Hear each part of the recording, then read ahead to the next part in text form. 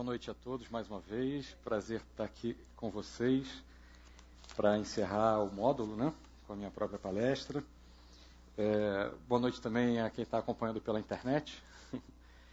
E, bom, queria agradecer, né, aos amigos da CPFL também, agradecer a presença de vocês e falar que é realmente um prazer, né, estar aqui, que inclusive eu considero, já comentei isso uma outra vez que eu estive, que é um pouco uma partilha prazerosa do nosso trabalho na universidade, né? Então é um pouco também assim, faz parte do retorno social do que a gente faz, né? Mostrar assim o que a gente faz.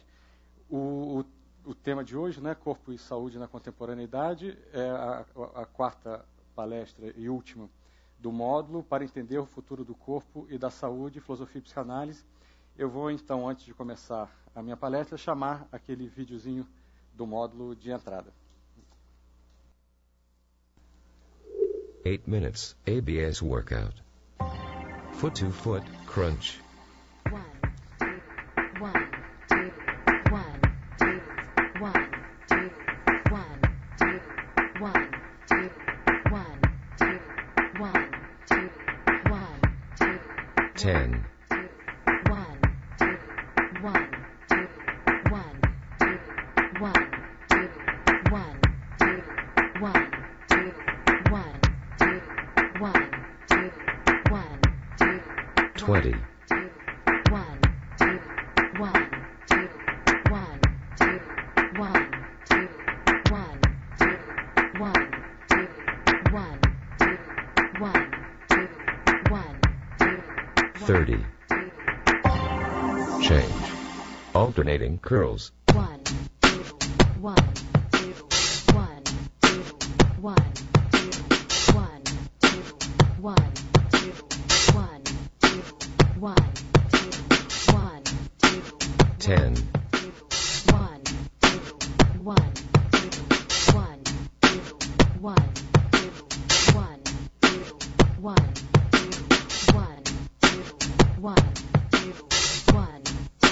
2, 20, 1, 2, 1, 2, 1, 2, 1, 2, 1. Bom, então, a minha ideia é fazer um percurso histórico, genealógico, para a gente entender como a gente chegou à nossa contemporaneidade e as concepções e as práticas, enfim, que a gente tem hoje em dia, que a gente viu no vídeo, né, um exemplo negativo, enfim, mas existe também o aspecto positivo, a gente vai falar dele. Como que a gente chegou a esse momento da contemporaneidade de culto ao corpo, né, para tentar justamente entender melhor essa contemporaneidade, então entender o que é o corpo, como a gente pode pensar o corpo, o que é saúde, no sentido mesmo, enfim, de, como eu botei no texto de apresentação, que eu vou comentar ao final, entender melhor, bom, a questão do corpo da saúde para a nossa própria vida e em termos também coletivos, né? E eu vou começar a situar esse percurso no início da filosofia ocidental, né? Com Sócrates e Platão, na República de Platão, como é bastante conhecido, né? O Platão e o seu personagem Sócrates, né, usam o exemplo de um segmento de reta, no qual existe, numa ponta, as ideias dos objetos, e na outra ponta, as imagens desses objetos. Esse segmento de reta, ele tenta mostrar, quer dizer, o Platão tenta mostrar que as coisas no mundo sensível estão hierarquizadas de acordo com uma maior proximidade da ideia pura e um maior distanciamento da ideia pura, né? Então, ele pensa na existência de dois mundos, um mundo sensível, que é o nosso, e um mundo das ideias. Esse mundo das ideias é outro mundo, então as ideias que nós podemos ter são já cópias das ideias puras, né, do outro mundo. E essas ideias puras são concebidas por Platão como as ideias verdadeiras. E quanto mais a gente se distancia desse mundo verdadeiro, mais existe degradação, né? Então, por exemplo, as ideias matemáticas que são dentro do mundo sensível, que é o nosso mundo, as ideias mais puras seriam mais verdadeiras e, portanto, teriam um maior valor do que as ideias, por exemplo, de objetos. E os próprios objetos seriam, portanto, menos verdadeiros, cópias degradadas das ideias dos objetos. Então, ele pensa essa gradação, né? E é um texto, embora ele não seja o primeiro na história a colocar as coisas dessa maneira, é um texto que é um marco de uma depreciação do corpo. No outro livro do Platão, no Fédon, ele, ainda com Sócrates, ele afirma ideias que são extremamente familiares para a gente até hoje, sobretudo pela via da religião, como, por exemplo, o corpo como uma prisão da alma, ou o corpo como um obstáculo para a alma não só conhecer o bem, como também conhecer e fazer o bem, como também para a felicidade, né? Quer dizer, então, lá, já desde Sócrates e Platão, há mais de 2000 anos atrás, se estabeleceu esse marco, esse marco que marcou, né, que caracterizou a nossa história da dita civilização ocidental como uma história de depreciação do corpo e valorização da alma, que ao longo dessa história teve variações conceituais, seja a alma, seja a mente, seja a razão. Descartes, já no século XVII, ele retomou, de alguma maneira, né, essa dicotomia corpo e alma, ou corpo e mente, pensando o corpo humano como uma máquina, né? O corpo humano seria análogo a, por exemplo, um relógio que o ser humano cria, só que um relógio mais complexo, porque quem criou teria sido Deus e não o ser humano, né? E a alma sendo sempre vista, portanto, como uma outra substância que não a do corpo, né? Então, o primeiro ponto para a gente marcar é essa separação e dicotomia entre corpo e alma, ou corpo e mente, e não só uma separação, como uma depreciação do corpo e uma valorização da alma, da mente, da razão. Essa dicotomia, que a gente poderia chamar também de natureza-cultura, né, ela vai valer não só para o corpo e a alma humanas, mas para o mundo de uma forma geral. Então, vai haver uma depreciação, um menosprezo para o que diz respeito à natureza, historicamente, e uma valorização da ação do homem sobre a natureza. Porque essa dicotomia natureza-cultura, quando a gente pensa no ser humano, justamente como ela está associada à dicotomia corpo e mente, no ser humano, o nosso corpo faz o papel da natureza. O nosso corpo é a natureza em nós, dentro dessa história. E a nossa mente seria o que haveria de propriamente divino e propriamente humano. Então, essa história caracterizou a nossa mente como o que há de propriamente humano e o nosso corpo não só sendo menosprezado, como determinando um estranhamento em relação a esse corpo. Então, como eu citei, né, no Fédon do Platão, o corpo sendo visto e considerado como uma prisão para a alma.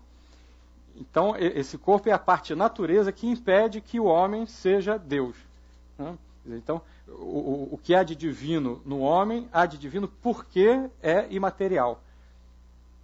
Bom, então essa dicotomia, ela se expande para uma dicotomia do homem representante, portanto, de Deus,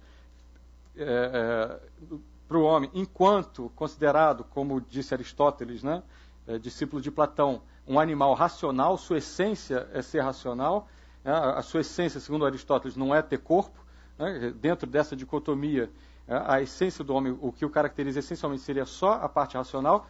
Então, o homem, com sua razão, ele está legitimado não só a dominar e controlar a natureza como um todo, como a colocar a natureza a seu serviço porém, entenda-se, não ao serviço do homem como um ser integral, do homem como corpo e alma, mas a seu serviço como um ser racional.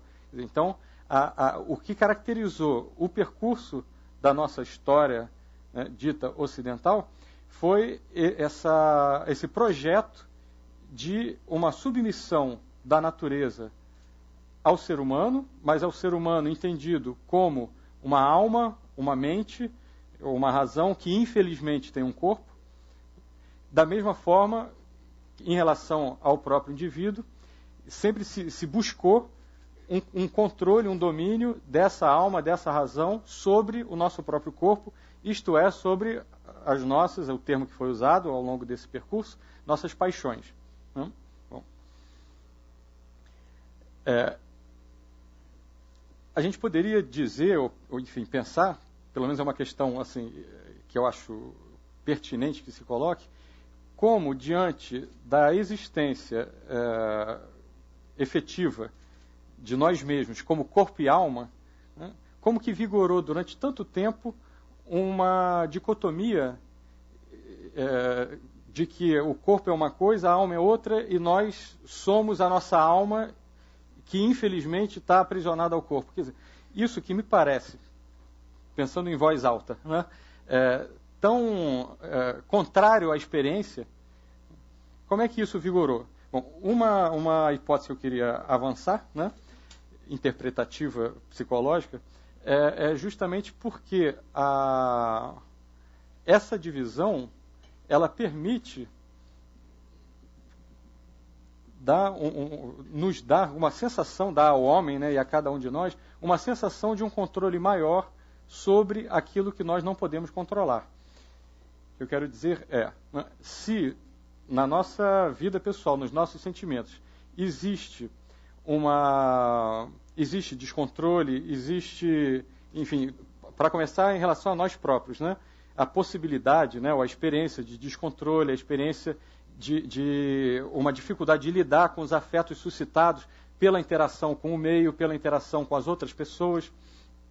Então, eu criar essa ficção de que essa dificuldade ela se deve ao meu corpo, mas que existe uma essência imaterial, inteligível, que não participa dessa dificuldade e que, justamente por estar separada desse corpo, entendido como origem de todos os meus problemas, de todas as minhas dificuldades, né?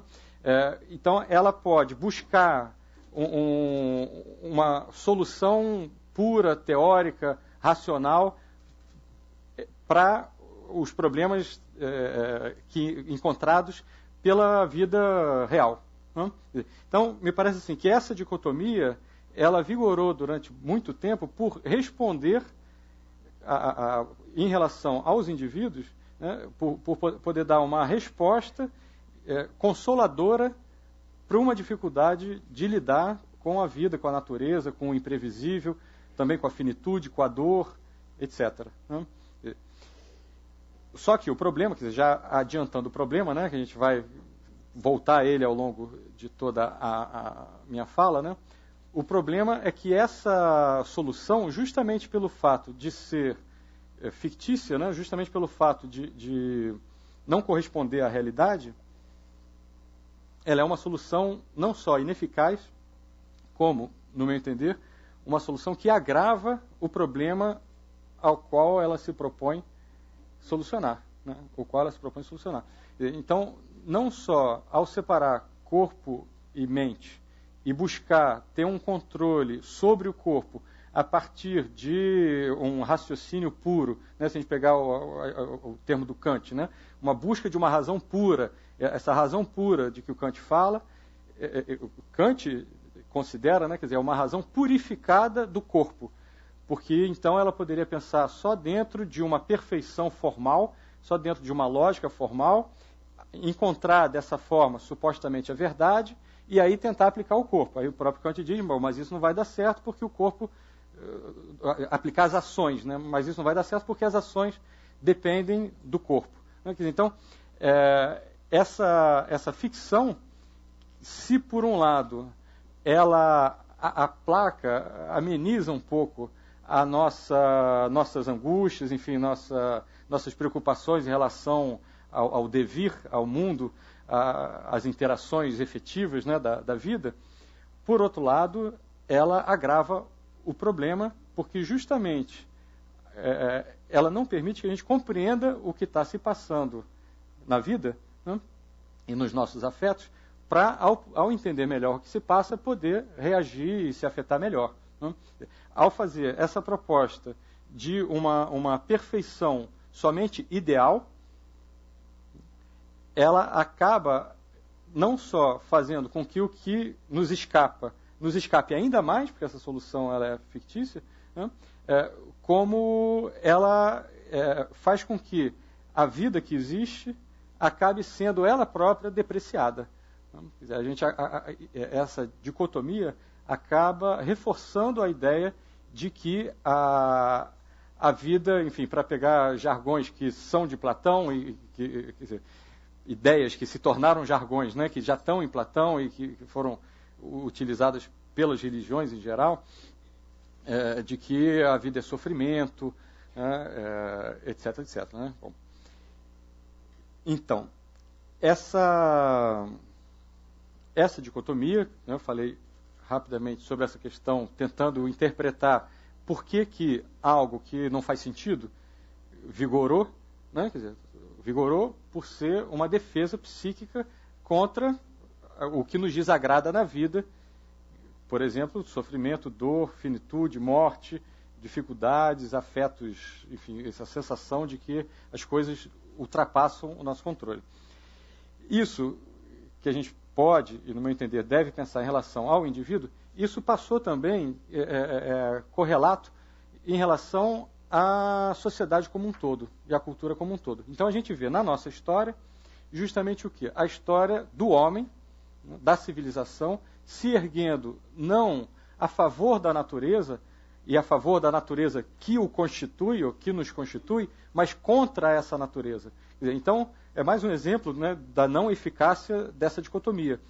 Por partir de uma ideia que me parece extremamente errada, né, assim, não corresponder à realidade, partir de uma ideia de que os nossos problemas, então não só individuais, como, por conseguinte, coletivos, vêm de uma natureza que não é como deveria ser, né, só isso já mostra o quanto que isso não se sustenta, né, por partir dessa ideia, o homem, ao longo de todo o tempo, buscou controlar e dominar essa natureza contrariamente a ela.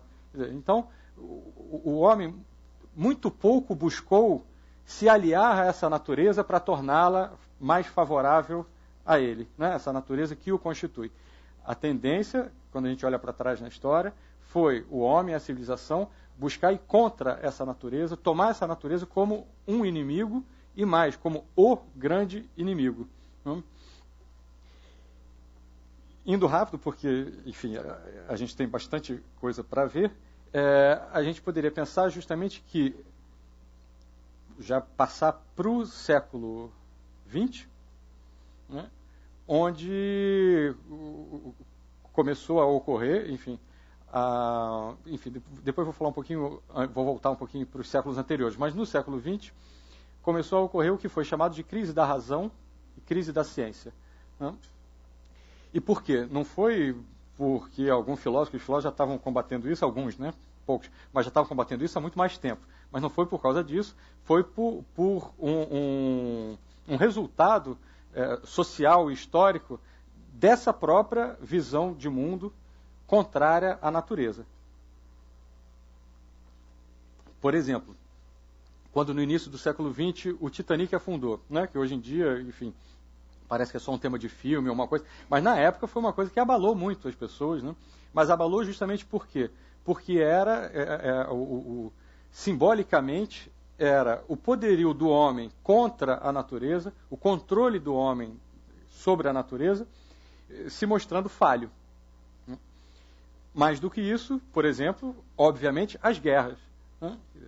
Então, as guerras mostravam que, apesar de todo o progresso do homem, toda a racionalidade do homem, ele não podia evitar a guerra, e, sobretudo, guerra em proporções nunca antes vistas. Claro que a explicação dada, ainda dentro desse paradigma que eu estou apresentando, né, era assim, viu, olha só, o homem é de fato bestial, né, a razão, a alma está tentando cada vez mais controlar essa bestialidade humana, controlar a natureza, mas não consegue. Quando a gente acha que está tudo controlado, essa bestialidade explode de uma maneira absurda, né? Bom, então isso, não concordo com essa explicação, né? Só para caracterizar, em geral, como é visto esse tipo de problema. Ainda dentro disso, todas as catástrofes ecológicas do século XX, né? Bom, então isso faz um quadro de problemas efetivos, históricos, que colocaram, de alguma maneira, o sucesso da razão e da ciência em xeque, né? Então, para a gente entender melhor isso, aí vou voltar um pouquinho para o século XIX. No século XIX, o Laplace é autor de um texto, e dentro desse texto, de um trecho célebre do chamado determinismo universal, onde ele dizia mais ou menos assim, que se algum dia algum ser, se fosse possível, algum ser conhecer todos os elementos que constituem o presente e todas as leis que regem esses elementos, esse ser poderia prever o futuro. Acho que deu para entender. Se eu conheço tudo que está em relação no presente e a regra, as leis dessas relações, bom, eu posso prever o futuro. Aí ele fala, isso só é possível para Deus. Porém, aí ele diz, porém, o homem, com a sua ciência, com a física, a astronomia, porque era o auge, né, do progresso científico, está próximo disso. Então, sempre essa ideia, justamente, de que o homem, com a ciência, estava se aproximando de Deus dentro desse projeto de controle da natureza, dado que o homem estava associando, atribuindo à natureza todos os males, a origem dos males, a origem do que o desagrada, do que vai contra, enfim, suas intenções, né? Então, esse determinismo universal, essa busca do homem de se aproximar de Deus através da ciência, ela estava junto com uma ideia que também é do século XX, né? Que uma vez as tecnologias estando muito avançadas, nós vamos ter tempo para o ócio criativo, vamos ter tempo para curtir a vida. Não preciso nem comentar, né, que a princípio dá-se o contrário, né? Imagino que todo mundo, infelizmente, aqui participa dessa correria que existe hoje em dia, né? Talvez, num certo sentido, muito mais devido às tecnologias do que por acaso, né?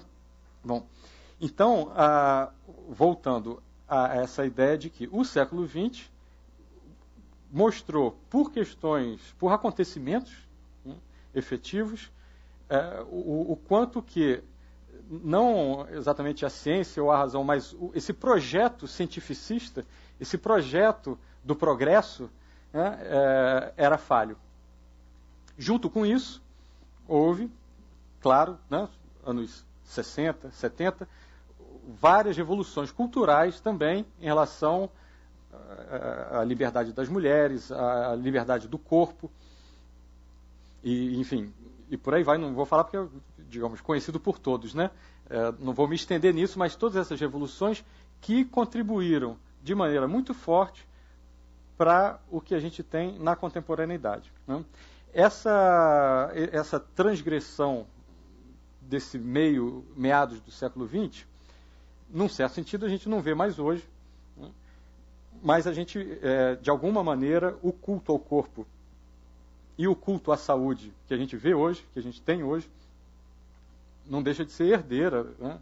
Ou, se a gente quiser dizer dessa maneira, certamente não existiriam se não tivesse havido, né, essas revoluções culturais e sociais de meados do século XX e, junto com isso, enfim, essa crise da razão e da ciência de uma maneira geral.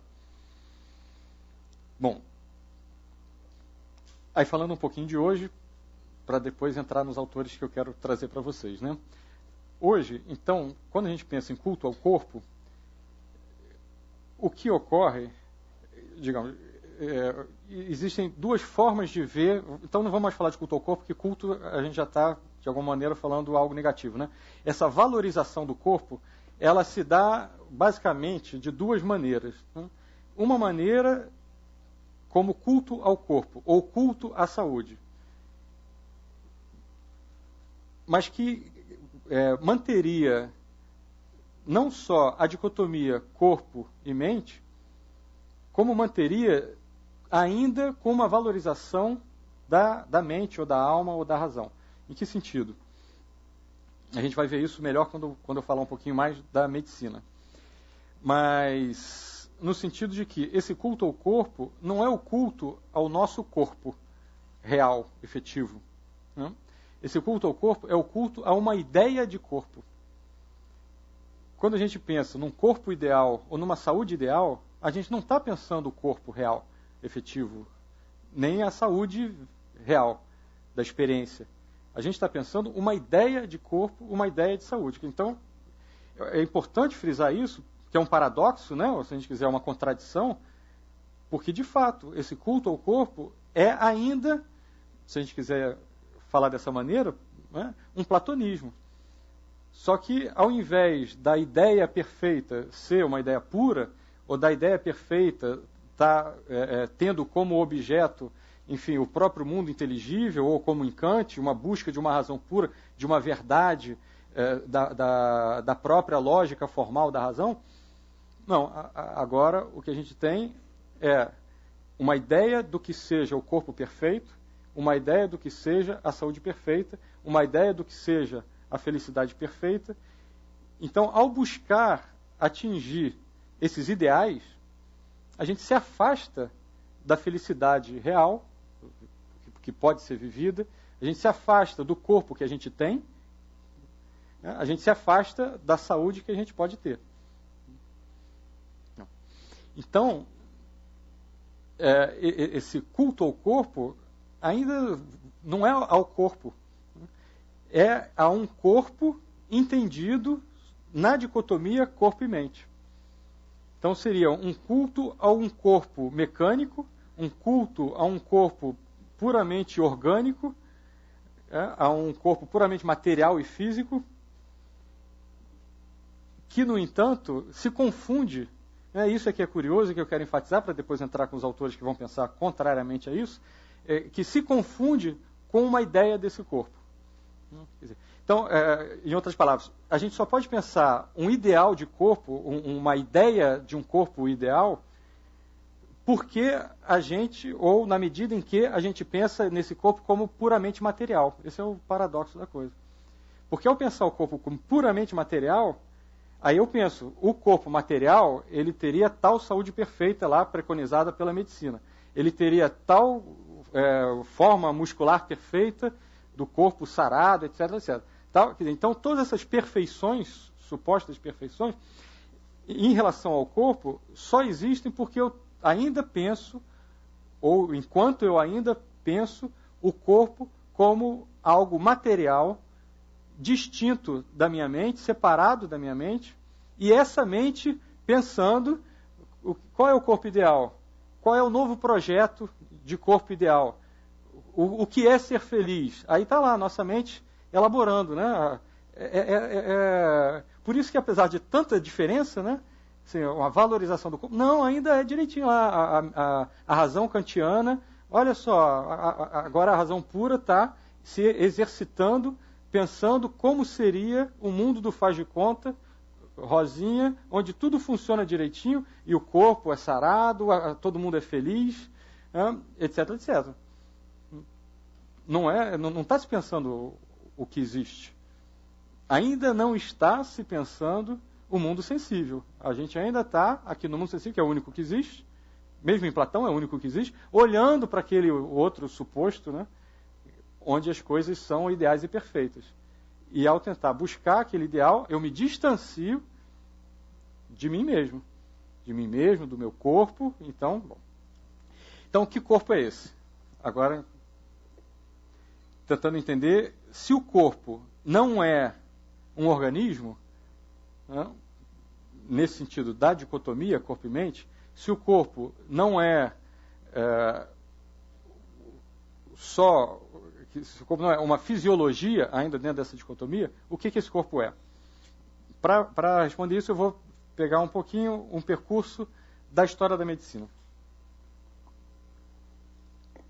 E um autor em particular, que é o Claude Bernard, do século XIX. Ele começou a publicar os textos principais dele em 1865.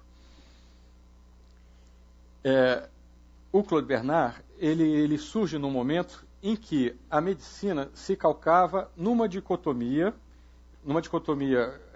correlata à dicotomia corpo e alma, que era de pensar o corpo como uma máquina, tal como Descartes tinha proposto, e pensar a alma tal como na tradição não só platônica, como cristã, né? Que seria o quê? A alma como um princípio imaterial que rege o corpo. O que autores anglo-saxões chamaram, né, de o fantasma da máquina, né? Quer dizer, tem uma alma ali guiando a máquina. O Claude Bernard se contrapôs a isso. Então, ele se contrapôs a um vitalismo, mas não um vitalismo qualquer, a um vitalismo animista que pensaria esse corpo separado desse sopro da alma. Bom, só que como que ele pensou isso? Ele pensou que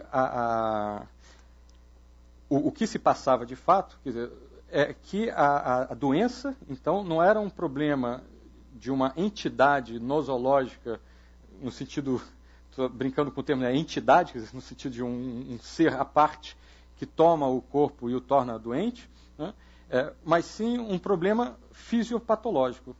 Então, o Claude Bernard ele foi um dos autores, mas um autor marcante também, a pensar a doença como alterações nos tecidos, alterações nesse corpo enquanto fisiologia. Então, o corpo não estava mais sendo pensado exatamente como uma máquina, estava sendo pensado como um corpo fisiológico que teria, portanto, uma normalidade de funcionamento, e as doenças se deveriam a uma anormalidade, a uma disfunção dessa normalidade funcional fisiológica.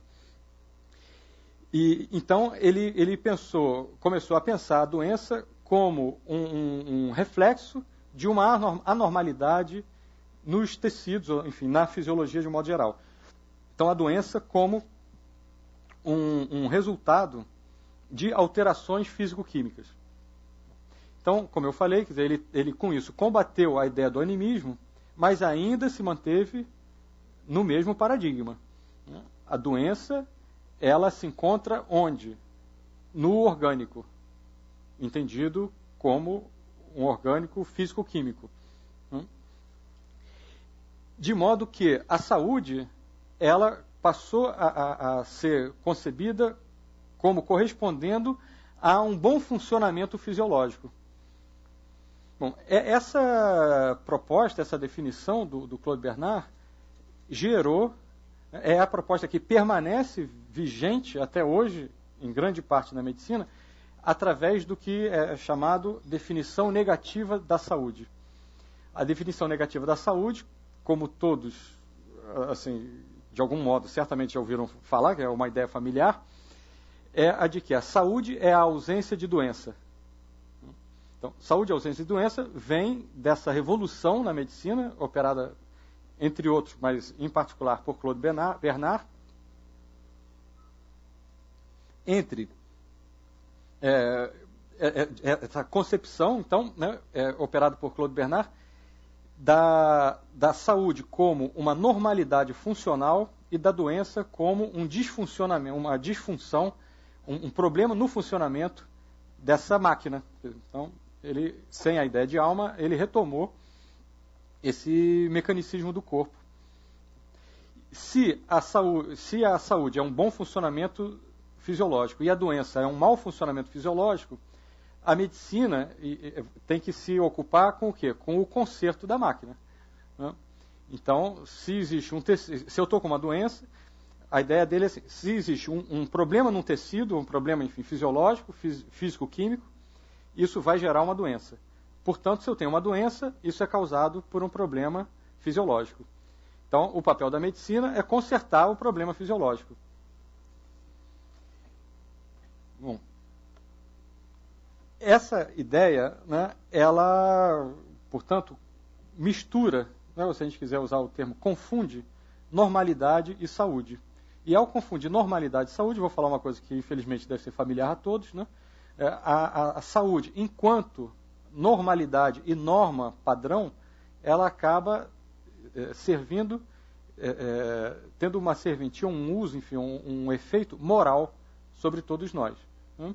Porque se você ser saudável não é mais você ser saudável, digamos, em termos de experiência da saúde, mas sim adequar-se à norma, você tem que se submeter a essa verdade externa. Eu quero ser saudável, eu tenho que então estar, por exemplo, na média. Então eu tenho que me submeter a essa média e ao que é necessário para que eu me enquadre nessa média. Bom, a partir daí, para falar, né, ainda das influências dessa visão na filosofia moderna e ainda contemporânea, né? Daí a gente pode pensar outro ponto importante na medicina atual, que é a ideia de risco. Né? O risco de uma alteração fisiológica. Tal conduta, tal atividade, etc., faz com que eu corra o risco de uma alteração fisiológica. Também a ideia de uma redução da prevenção, da medicina preventiva, à simples medicalização precoce ou intervenção precoce. Existe estatisticamente indicado que tal presença de tal funcionamento fisiológico no meu corpo, pela estatística, abre uma probabilidade ou uma possibilidade de eu contrair daqui a 30 anos tal doença. Bom, aí eu vou fazer uma prevenção medicamentosa, uma prevenção cirúrgica, enfim. Então, uma redução da prevenção, mais uma vez, ao ataque à doença. Né? Então, saúde como ausência de doença, buscar saúde significa combater doença. Uma desvalorização da clínica médica e da anamnese. O que é? O generalista, ele perde valor, né, social, ele perde importância, porque o que vale são os especialistas que vão se especializar na correção dos tecidos, né, da fisiologia. O generalista está vendo qual tecido, cadê, que órgão que ele está vendo? Ele está vendo a pessoa como um todo. Então, dentro desse paradigma, é compreensível que ele acabe socialmente desvalorizado. E sobretudo, uma desvalorização do meio ambiente. Do meio ambiente, então, a gente já pensou, né, em relação à natureza como um todo, a gente pode pensar também, é correlato, a desvalorização do meio ambiente, claro que tem, felizmente, né, como contrapartida hoje em dia, eu vou voltar a falar disso, a ecologia, etc., mas pensar em relação ao meio ambiente do próprio indivíduo. Pensar saúde e doença vinculadas somente ao organismo, à fisiologia e mais, né, na verdade é uma fisiopatologia, é uma patologia da fisiologia, é uma maneira de menosprezar ou mesmo de desprezar a participação do ambiente físico, do ambiente social e do ambiente psíquico em relação à saúde. Bom, existe um autor que em 1943 publicou uma tese de doutorado em medicina, então, que se contrapõe a essas teses do Claude Bernard. Ao se contrapor ao Claude Bernard, ele estava se contrapondo também, enfim, a medicina, a esses problemas que a gente encontra na medicina contemporânea, né? Avant la lettre, né? Antes do tempo, que é o Georges Canguilhem. O Canguilhem é autor de um livro, Normal e Patológico. O Canguilhem era um filósofo que depois se formou, já formado em filosofia, se formou em medicina, foi praticar medicina, e a tese de doutorado dele, curiosamente, não de filosofia, mas de medicina, foi um grande livro de filosofia pensando a saúde e a medicina. E o que ele contesta em Claude Bernard é justamente a ideia de que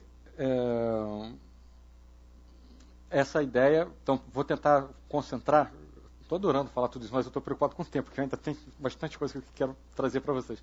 Vou tentar concentrar no nosso foco, corpo e saúde, né? A ideia do Canguilhem é justamente assim, de contestar que a saúde possa ser medida somente a partir do funcionamento do organismo. Por quê? porque então ele vai dissociar essas duas ideias que o Bernard associou. Um organismo ser normal, ou está dentro da normalidade, ainda que dentro de uma normalidade biológica, isso não significa que ele seja saudável, porque a saúde não é do organismo. Não existe um fígado saudável, existe uma pessoa saudável. A saúde é do indivíduo, tomado na sua totalidade real, existente. Então, a saúde é a relação dessas normas biológicas com o meio ambiente. Então, a saúde, ela é uma saúde da pessoa na experiência de vida dela, né? Bom, ou seja, a partir disso, o Canguilhem vai criar, propor um conceito para a gente pensar saúde, que é de normatividade. Isto é, da nossa capacidade, maior ou menor, normativa. Nossa capacidade de criar normas, criar normas de maneira a se adaptar ativamente, o ativamente é fundamental, às exigências do meio. Então, eu sou saudável, independente de qualquer deficiência que eu tenha, ou de eu estar, enfim, assim ou assado lá na média prevista, etc, etc, mas sim ser, ou na medida em que eu posso, com o meu corpo, aí já não mais entendido só como um organismo fisiológico, eu posso interagir, satisfatoriamente com o meio. Bom, então o Canguilhem vai pensar o corpo como um corpo integral, que, portanto, também envolve o psiquismo, e a saúde como capacidade normativa. Eu vou trazer rapidamente, porque eu me estendi no resto da apresentação, outros autores na história da filosofia que pensaram de outra maneira o corpo e a saúde. O corpo diretamente, a saúde, aí já, quer dizer, nem sempre usando o termo saúde, já com uma interpretação minha. O Spinoza, no século XVII, contemporâneo de Descartes, já estava pensando uma outra ideia de corpo, que não tem nada a ver de Descartes, inclusive ele está pensando, se contrapondo a Descartes, que é, nós somos indivíduos constituídos de múltiplos indivíduos. Então ele está pensando assim, que apesar da palavra indivíduo não divisível, ele está pensando essa não divisão no sentido de uma multiplicidade. Quer dizer, nós somos um corpo, então temos um soma, só que essa unidade somática, ela é múltipla, ela é constituída, por sua vez, de diversos outros corpos. Esses outros corpos são constituídos também de diversos outros corpos ao infinito. Então, ele está pensando o indivíduo como uma unidade, mas essa unidade como sendo uma unidade funcional, ou enfim, de existência, mas não como uma unidade fixa, imutável, ou idêntica a si mesma. E esse indivíduo, ele interage, ele se constitui pela interação com o mundo, com o fora, com as outras pessoas, com o ambiente de uma maneira geral. Bom, o Spinoza também vai pensar em relação à nossa mente, uma ideia que depois o Winnicott, sem ter lido Spinoza, vai trazer, mas é muito parecido, igual, enfim, análogo, tal como o Narman apresentou na sexta-feira passada. Eu vou retomar rapidamente.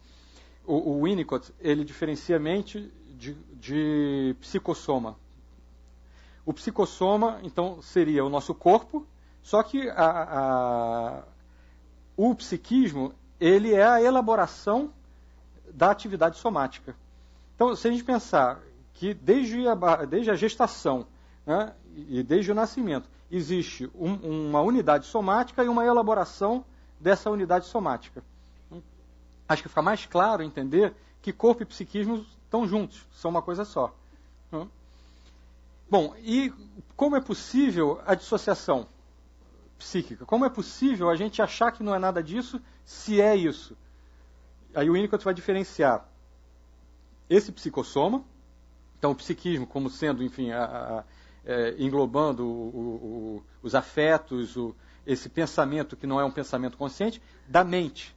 A mente, ela já vai ser uma atividade do psiquismo, e portanto do psicossoma, do corpo psíquico, uma atividade do psiquismo de elaborar não mais somente sem mediação a experiência somática, mas de elaborar reflexivamente essa própria experiência.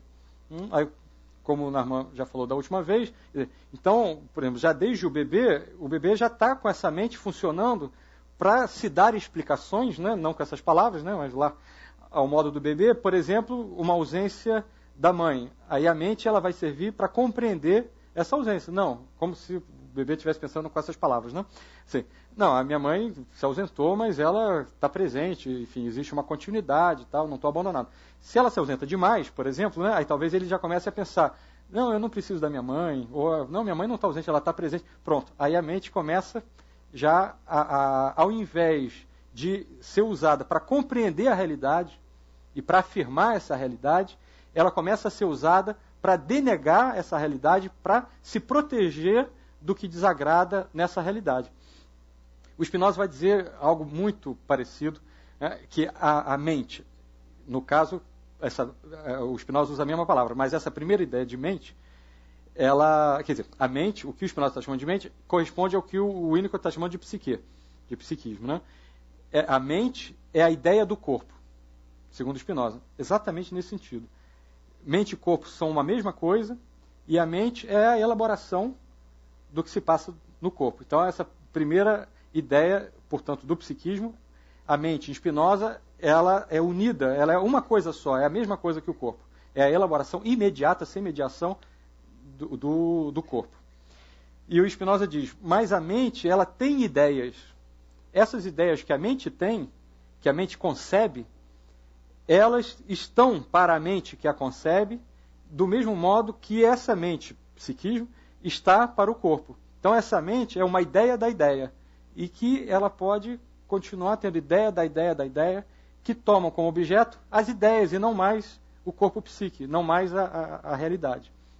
Então, essas ideias da ideia, elas podem ser usadas para melhor compreender o corpo psíquico, o mente-corpo, a unidade mente-corpo. Mas elas podem também entrar em abstrações. Aí a crítica severa que o Spinoza faz às abstrações por se distanciarem, se dissociarem do corpo, aí o corpo já é entendido como corpo-mente, como corpo psíquico, né, e, de uma maneira geral, da realidade. Bom, o Nietzsche, por sua vez, ele vai também pensar, quando Nietzsche fala do corpo, ele já está pensando no corpo, uma das expressões que ele usa, como a grande razão. Mas justamente esse corpo que é a grande razão é um corpo pensante. Não é mais o corpo material, não é mais o corpo orgânico, não é mais o corpo da dicotomia. É o corpo já corpo e alma. Né? Já uma coisa só. E ele vai pensar esse corpo, portanto, já concebido dessa maneira, né, como habitado por diversas almas. Ele vai pensar como um resultado de múltiplos instintos, múltiplas pulsões, impulsos, então, forças. Então ele vai pensar esse corpo, essa unidade corporal, como múltipla também. Então são autores que estão pensando, cada um com seu universo conceitual, essa mesma ideia, né, desse corpo pulsante. Né? E a saúde, então, para tentar fechar, a saúde, assim como Canguilhem pensou a saúde como capacidade normativa, o Spinoza vai pensar como a saúde ligada ao aumento da potência de agir. Agir, se o corpo é corpo e mente, esse agir é agir e pensar. Em outras palavras, o aumento da potência de existir. O Winnicott, ele vai pensar a saúde como capacidade criativa, capacidade de se sentir ativo, de poder transformar essa interação com o meio de uma maneira ativa e criativa. Nietzsche vai acrescentar a isso a ideia do que ele chama da grande saúde. Eu trouxe aqui um trecho da H Ciência, que eu acho que o Carlos, na primeira palestra, já citou, né? Aforismo 382. A grande saúde é tal que não apenas se tem, mas constantemente se adquire e é preciso adquirir, pois sempre de novo se abandona e é preciso abandonar. É quase as mesmas palavras do Canguilhem, quando ele diz que ter saúde é poder se dar ao luxo de perdê-la e reconquistá-la. Ter saúde não é a saúde perfeita. Ter saúde é poder fazer frente à vida.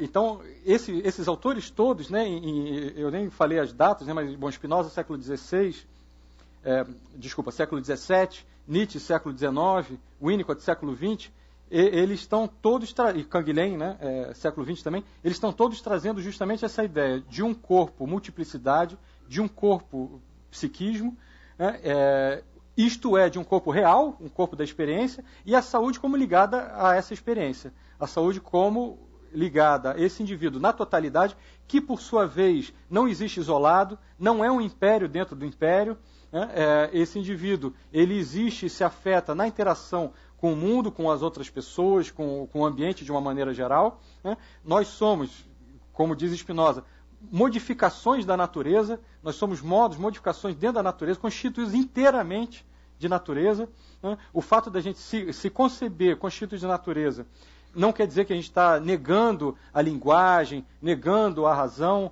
Não, a gente está pensando linguagem, razão, como características que no humano, os animais também têm linguagem, não como a do homem. Isso, exatamente. O animal homem tem a linguagem ao modo do animal homem, né? Os macacos têm a linguagem ao modo dos animais macacos, né? E assim por diante. Ou seja, a cultura, pensar a cultura como um modo da natureza, não tira nada da especificidade da cultura, mas chama a atenção para esse fato de que nós existimos dentro dessa natureza, né? Bom, aí agora eu fecho de verdade para a gente passar para o debate, né? Voltando rapidamente para a questão da medicina e para a questão desse momento atual de valorização do corpo e da saúde. Primeiro, a questão da medicina. Se a gente pega, por exemplo, a partir desses autores que eu trouxe, né, Canguilhem, que era um médico, né, Spinoza, Winnicott, Nietzsche, essa definição de saúde como potência de agir, de existir, criatividade, capacidade normativa, essa definição é uma definição positiva de saúde. Então, ela vai contra a definição negativa de saúde, a definição de saúde como ausência de doença. Definição negativa em nome da qual, até hoje, combate-se doença, às vezes em detrimento do doente, né? Contra a pessoa, mas em nome dessa verdade científica do combate à doença, né? Se a gente pensa uma definição positiva de saúde, isso significa que a saúde, evidentemente, não pode mais ser só objeto da medicina. Então, uma das consequências que me parece inevitável de uma concepção positiva de saúde é pensar a saúde a partir de uma multiprofissionalidade e uma transdisciplinaridade e com uma abordagem multiprofissional. Então, só um pequeno parênteses, isso vai contra, por exemplo, né, o que insistem, né, a corporação insiste há vários anos, é negado no Congresso e volta, essa ideia, por exemplo, do ato médico, né, segundo a qual todos os profissionais de saúde teriam que ter a assinatura de um médico para poderem exercer suas profissões. Ao contrário, é uma abertura da saúde, da compreensão da saúde, portanto, como algo de fortalecimento do organismo humano. Dentro desse organismo, é uma palavra que eu já tinha falado, um fortalecimento da natureza do homem, né, do próprio corpo do homem, do nosso corpo. Dentro disso, evidentemente, o combate à doença é um dos fatores, mas já posto dentro de uma concepção maior, totalmente diferente. Não.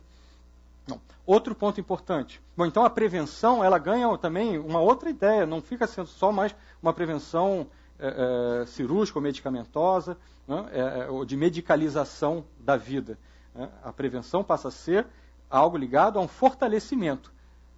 Por exemplo, evidentemente tem que entrar alimentação, nutrição, etc., né? Bom, exercício físico, o que for, e eu vou falar disso, vai ser o último ponto.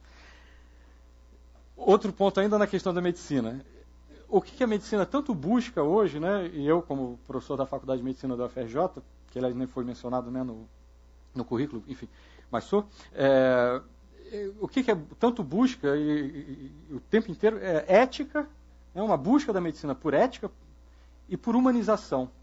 Mas o que eu tenho a dizer, né, o que eu diria, é assim, que não é possível essa humanização que a princípio se deseja, né, sem uma mudança desse paradigma. na dicotomia corpo e mente, na definição negativa da saúde, ética e humanização, no meu entender, né, e não sei se deu tempo, enfim, de apresentar os argumentos, né, vai ser sempre uma coisa contrária ao que de fato está sendo apresentado e exercido. Porque essa humanização que se quer, ela não vai ser conseguida se o médico continuar achando que saúde é combater a doença e não pensar no fortalecimento da pessoa, do indivíduo. Né?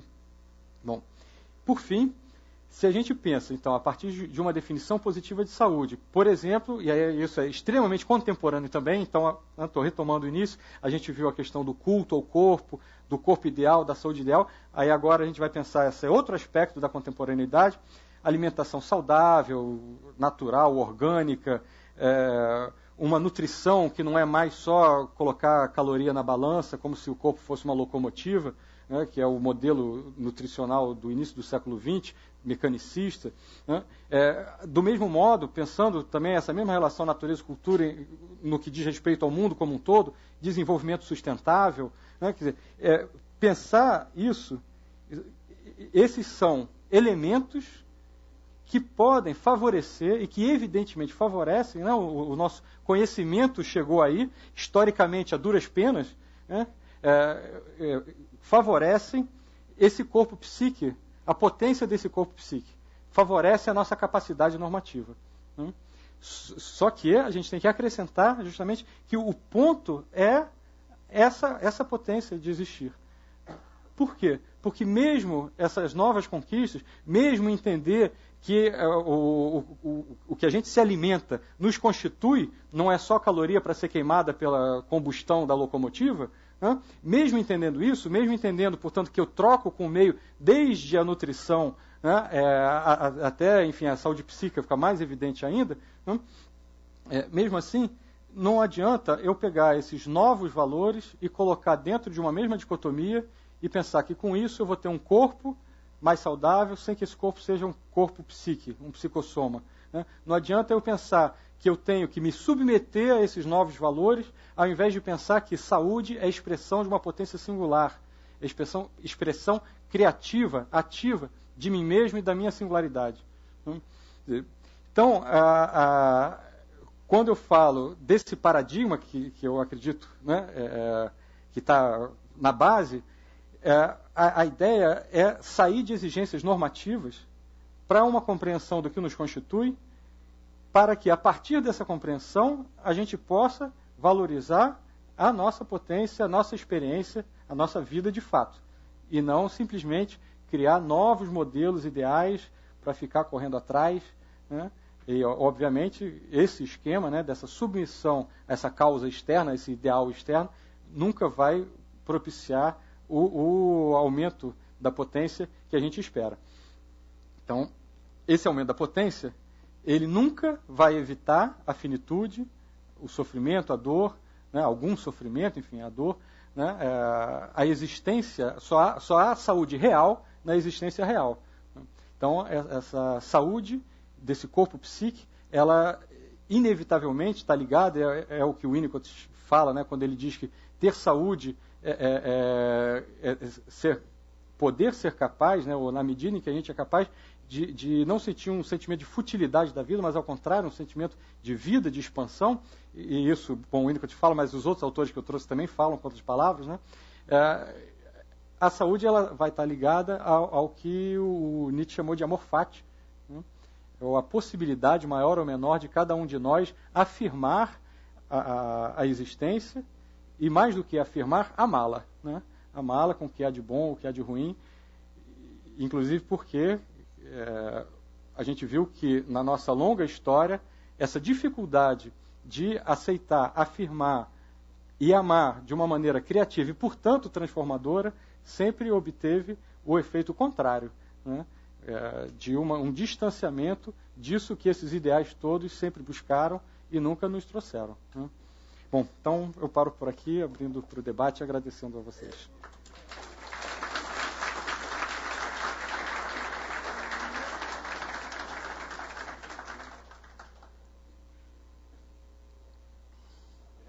Nos apresentou esse quadro que é, digamos, teórico, né?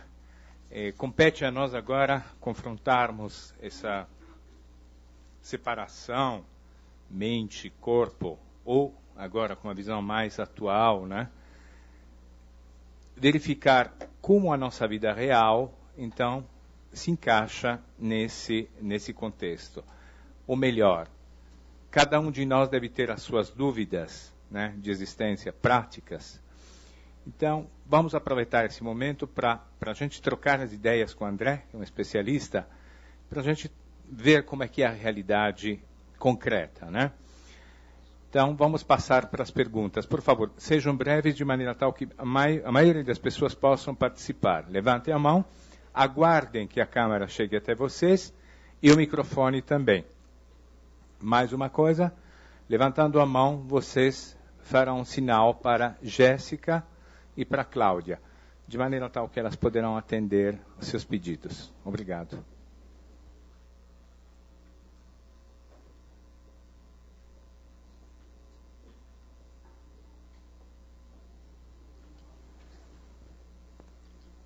André Martins, eu sou médico e trabalho num serviço de saúde pública e tenho uma grande preocupação com esse apossamento dos médicos no que se refere ao cuidado da saúde. Eu achei muito importante para mim, e é um conflito, chega a ser uma angústia, a atitude médica, a onipotência dos médicos, a onipotência dos meus colegas, a minha provavelmente também, mas que eu questiono o tempo inteiro.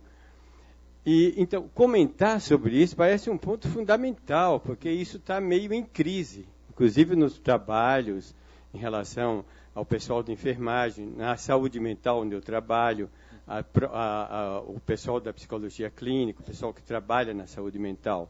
Né?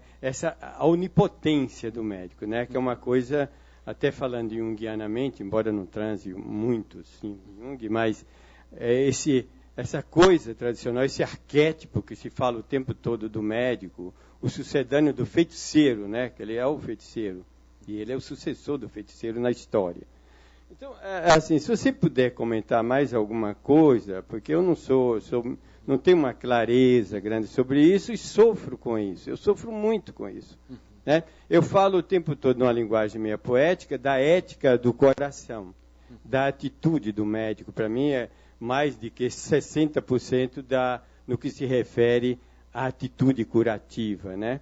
E não o tecnicismo ao qual o médico está sujeito. Às vezes, por saber tecnicamente, quer deter uma onipotência de estar cuidando bem da saúde e não está a partir da atitude dele. Entendeu? Perfeito. Então, eu posso comentar de uma maneira bem livre, né? Pensando em voz alta e ousando falar, né, o que me vem à mente. Eu acho assim, por exemplo, eu oriento dissertações, mestrado e tese de doutorado na saúde coletiva também da UFRJ, né? Não só na filosofia, como na saúde coletiva. E muitas vezes vem essa questão de parte dos médicos, né, que estão justamente se questionando dentro dessa herança, porque é uma herança, né, dessa onipotência, que o médico está só encarnando essa onipotência do homem diante da natureza e do seu próprio corpo. Né? Isso é fruto dessa história que eu tentei, né, bem abreviadamente apresentar. E vem essa questão assim, de pensar, poxa, mas aí eu, enquanto médico, tenho que dar conta da psicanálise, enfim, da psicologia, ou entender um pouco de tudo. Assim, sim e não, tem que mudar essa forma de entender. E eu acho que a ênfase é não pensar mais a saúde como ligada somente à fisiologia, inclusive para poder encaminhar para outros profissionais de saúde, fazer equipes multidisciplinares e transdisciplinares. Né? Isso já é abrir mão dessa onipotência.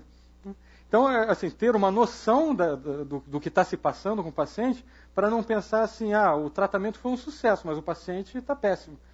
Né? Acho que é por aí. Né? É poder pensar a saúde, ao invés de pensar só a doença. Por isso que eu enfatizei, né, essa diferença entre concepção negativa e concepção positiva da saúde. Eu acho que é preciso ter a ousadia, né, pelo menos da parte dos médicos, eu vejo como uma ousadia diante do quadro atual, de pensar uma definição positiva e assumir isso. Né? Por exemplo, se a gente pensar em termos de saúde pública, eu já li um artigo com esse questionamento. Como que vão ficar os financiamentos da saúde, né, se a definição for positiva e não só de combate à doença? Mas tem que enfrentar essa questão, ao invés de achar que isso é um obstáculo para a coisa, ou um impedimento para a coisa. A saúde ser vista como a ausência de doença, isso favorece a indústria farmacêutica, a indústria de biotecnologia, não tem dúvida.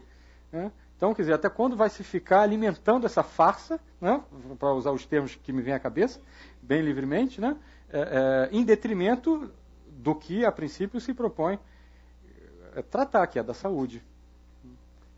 Então, acho que uma definição positiva não retira a necessidade e a importância da atividade médica tal como ela é pensada hoje em dia. Ela apenas abre para uma transdisciplinaridade e uma multiprofissionalidade, né, se puder usar o termo. Boa noite. Eu fiquei muito curiosa para saber, dentro dessa visão, né, da integração entre mente, corpo, saúde, como é que você vê a questão da cirurgia plástica hoje em dia, né, que está se tornando cada vez mais uma coisa comum, né, e muito, quer dizer, visto de uma maneira muito até às vezes natural, né, vou fazer isso, vou fazer aquilo, enfim. Eu queria ver como que dentro dessa visão é vista a questão da cirurgia plástica. Uhum. Sim. Então, eu penso assim, esse tipo de apresentação, de discurso, de ideia que eu trago, né, a minha intenção não é de modo algum criar novas normalizações. Né? Então não é julgar certo, errado, é para a gente entender o que está acontecendo. Na questão da cirurgia plástica, é evidente que existem aspectos positivos, inclusive, e talvez até sobretudo, né, psicológicos. Né? Então, digamos, supondo que funcione, né, não a cirurgia em si, mas o que se busca com ela. A pessoa pode aumentar a autoestima, se sentir melhor, etc, etc. Mas não há dúvida de que é uma tentativa, não que não seja válida, mas assaz indireta. Né? Então, eu acho que além disso, é importante a pessoa tentar, eu me sinto até dizendo obviedades falando isso, né? Mas tentar se sentir melhor consigo mesma sem essa dependência da cirurgia plástica. Porque quanto mais houver essa dependência, mais provável vai ser uma decepção em relação aos resultados. Porque não existe solução mágica. Já falei isso no outro café filosófico aqui, há anos atrás. Não existe solução mágica. Né? Quer dizer, então, não é só cirurgia plástica, pode ser, enfim, ficar milionário, pode ser, sei lá, o que a gente quiser. Assim, vou resolver minha vida de tal maneira. Plum, aí pega a varinha de condão. Começou mal, se essa for a expectativa. Se for um elemento a mais de favorecimento, enfim, da autoestima ou do que quer que seja, por que não? Porém, em termos sociais, essa supervalorização, ou isso se tornar tão corriqueiro, talvez esteja refletindo, seja um fator a mais dentro dessa ideia do corpo ideal, da saúde ideal, da felicidade perfeita.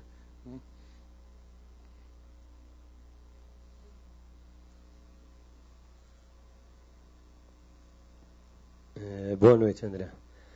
Eu estava pensando, enquanto você falava, a minha pergunta deveria ter uns 15 minutos, mais ou menos, porque a cada momento a gente fica pensando, né, numa questão. Que bom. Mas daí eu tentei resumi-la e coloquei assim, a saúde parece que vista pela uma visão contemporânea, né, corpo, mente, psique, ela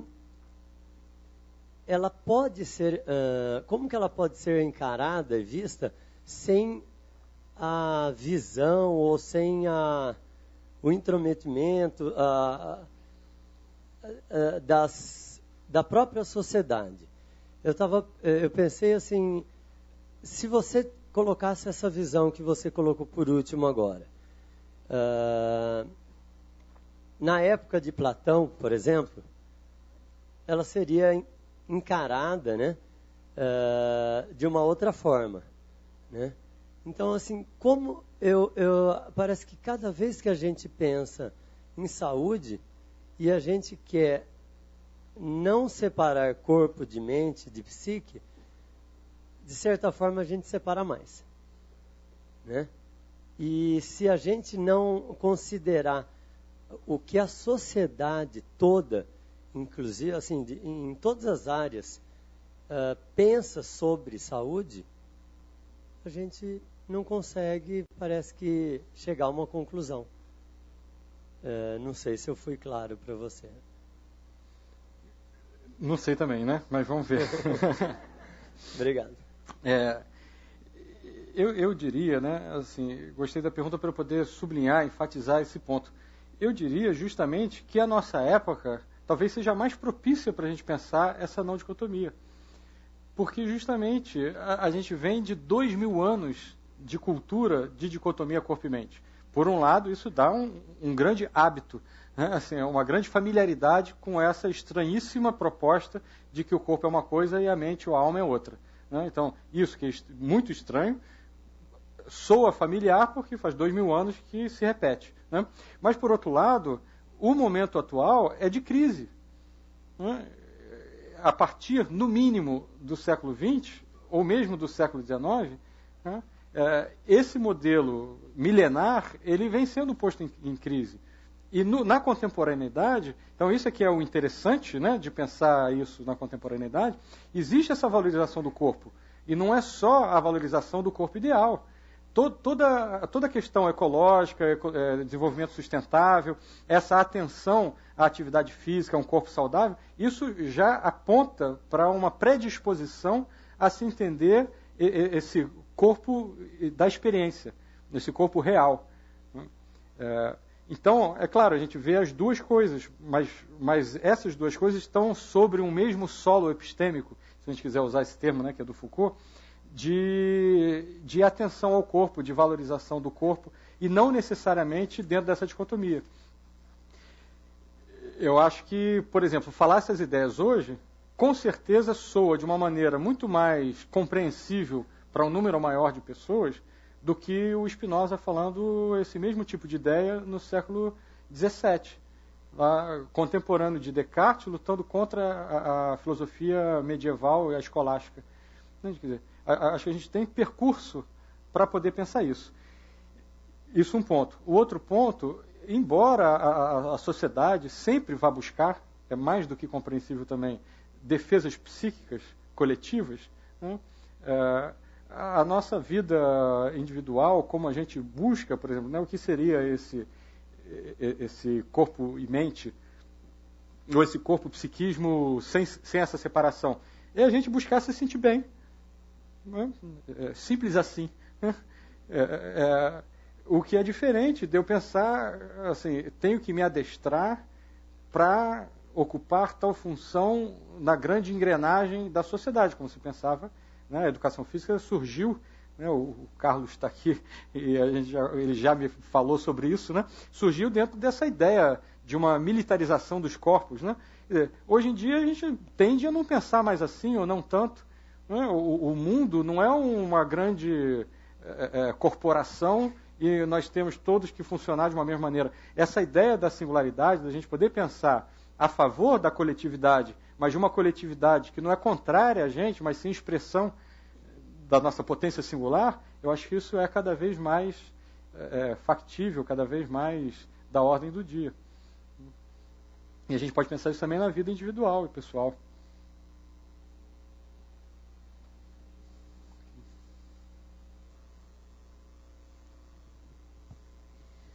Bom, eu acho que a gente acaba ficando bastante sensibilizado com aquilo que a gente ouve, de acordo com as nossas histórias também, né? O que eu gostaria que você pudesse comentar, é claro que eu já tenho algumas ideias a priori, seria a questão de talvez uma nova experiência que a escola está vivenciando hoje, que é talvez assim o encontro com a diferença, né? Então, se nós temos o histórico de uma escola que talvez tenha almejado aí sempre o aluno ideal. Nós temos agora, no Brasil talvez um pouco mais recente, o chamado aluno incluído, né? Que pode aportar aí uma deficiência mental, uma deficiência física, enfim, ele basicamente ele não funciona, né? Basicamente ele não funciona como aquilo que a gente almeja como ideal. E o que eu acho interessante nessa experiência é a questão de que, se encontrando com a diferença, a gente tende a refletir sobre isso e até a transformar certas dinâmicas tradicionais que a gente traz com a gente, né? Então, quando você comentou a questão do sujeito singular, quer dizer, esse sujeito que traz suas histórias, seja uma história de os médicos podem até explicar melhor isso, de um parto que sofreu aí um desagrado, de uma gravidez, enfim, uma síndrome, um acidente, que seja. Esse indivíduo, ele é diferente, ele se apresenta, ele está ali, e ele acho que tem o direito de vivenciar a sua singularidade, né? E para quem, no caso, trabalha, de repente, com a questão da educação, em todos os níveis, a gente tem, né, desde a educação infantil ao ensino superior, esse aluno que traz sua singularidade mental, física, enfim, sua diferença, sua multiplicidade. Então, eu queria que você comentasse um pouco isso. Perfeito, concordo plenamente, né? Essa ideia, ela está presente nesses autores que eu trouxe, no Spinoza, no Nietzsche, no Winnicott, no Canguilhem. Né? O Canguilhem, justamente, ele está pensando assim, que a saúde, ela só pode ser pensada efetivamente em relação ao indivíduo. Então, a ideia é assim, ele define doença, nem deu tempo de eu falar, né, de vários detalhes, mas ele define doença como uma limitação na capacidade normativa. Né? Só que, na nossa vida, a gente está sempre tendo que se afrontar com limitações. Então, não é só casos onde isso fica muito explícito, né, de uma deficiência. Não, todos nós temos que nos afrontar com limitações. Então, pensar saúde, se não é pensar essa saúde ideal, que só serve para a gente depreciar a nossa vida e, portanto, nos tornar menos saudáveis, paradoxalmente, né? Para pensar uma saúde de fato efetiva, real, a gente tem que pensar que a saúde, ela sempre se dá junto com limitação. Né? Então, a ideia do Canguilhem de pensar a capacidade normativa é pensar justamente que, dentro de suas limitações, sejam elas explicitadas ou não, pouco importa, cada um tem capacidade normativa. Né? Então, se a gente compara, a gente até pode dizer, bom, é uma capacidade normativa limitada. Tá? Mas dentro desses limites, aquela pessoa pode ser saudável. Né? E um outro exemplo, além, né, desse dos deficientes, enfim, né, a gente pode pensar, eu acho que a ideia fica talvez ainda mais forte, mais clara, se a gente pensar a velhice. Hoje em dia, justamente, existe assim, um tal culto à juventude. Por quê? Porque a juventude estaria mais próximo desse ideal, desse mundo das ideias neoplatônico, contemporâneo, né, do corpo ideal, da saúde ideal, da felicidade ideal, né, que a velhice ela não tem como se aproximar disso. Né, e, no entanto, é um fato.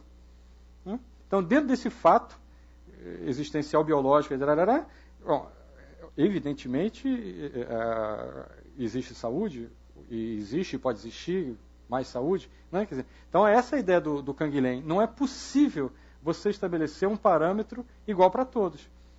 O Spinoza, ele pensa a mesma coisa. Você pode pensar em modelos, mas esses modelos têm que ser referência que não substituam e nem oprimam, não é o termo que ele usa, mas é o que me vem à mente, oprimam a existência singular.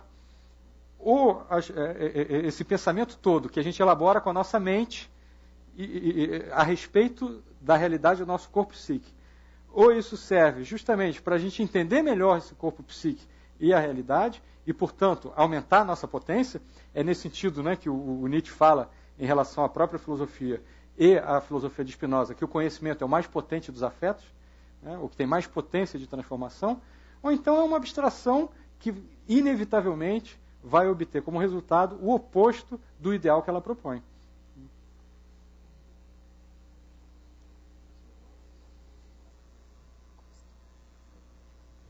André, eu queria que você falasse um pouquinho mais sobre essa capacidade normativa do Canguilhem, porque você o tempo todo, nós estamos fugindo da normatização, né, dessa Isso. visão ideal de saúde, de corpo, etc, etc.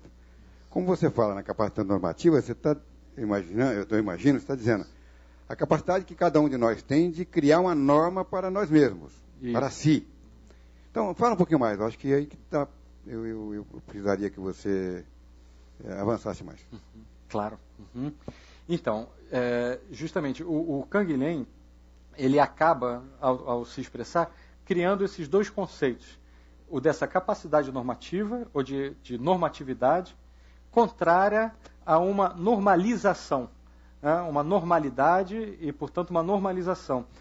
Então, a normalização, ele está criando espontaneamente, imagino, mas acho que não é à toa que ele cria em cima da mesma raiz para mostrar que, por exemplo, uma ideia que ele diz, a doença, ela não é nunca uma anormalidade, ela é uma norma de vida mais restrita ou mais limitada, mas ainda assim ela é normativa, né? Então, para a gente pensar, isso me reenvia, e tem trechos do Canguilhem que são quase idênticos a trechos do Nietzsche, a ideia de grande saúde em Nietzsche, né? Porque mesmo a grande saúde é aquela que inclui a doença, né? Porque mesmo na doença a gente pode ser normativo e saudável.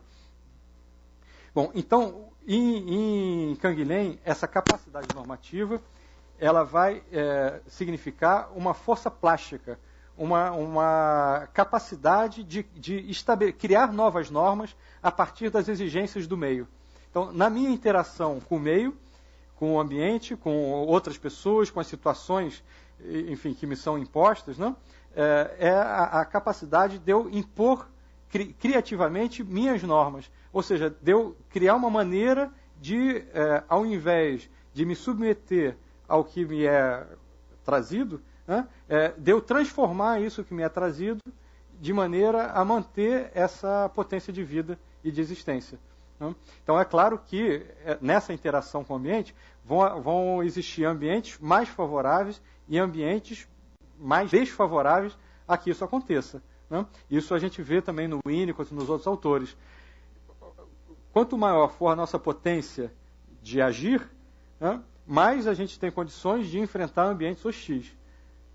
Por outro lado, se o ambiente for favorável, aí mesmo uma capacidade normativa, já misturando os autores, né, menor, ela pode ser extremamente saudável e potente dentro disso. Né? Então, por isso eu estou dizendo isso porque eu acho importante também relembrar e frisar que a saúde diz respeito tanto ao indivíduo quanto ao ambiente. Né?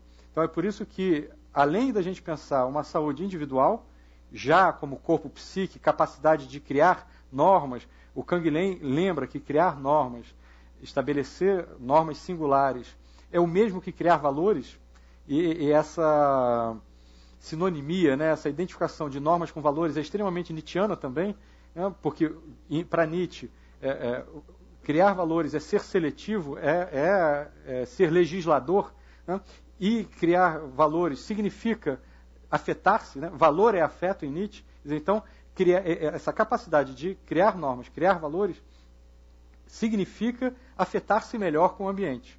Né? E isso, que é do nível individual, está em íntima relação com o nível social e ambiental de uma maneira geral. Por isso que que eu comecei com a questão da relação natureza-cultura, pensada no indivíduo e no todo, né? Porque eu acho que está ligada a desenvolvimento sustentável, a alimentação orgânica, etc., etc. Né? Não como condição sine qua non, porque as coisas vão ser sempre, enfim, não vão estar nunca organizadinhas, mas existe essa relação. Né? A gente pode ser saudável num ambiente hostil, mas é evidente que a gente vai ser mais saudável num ambiente que favoreça essa saúde. Então, enfim, não sei se respondi.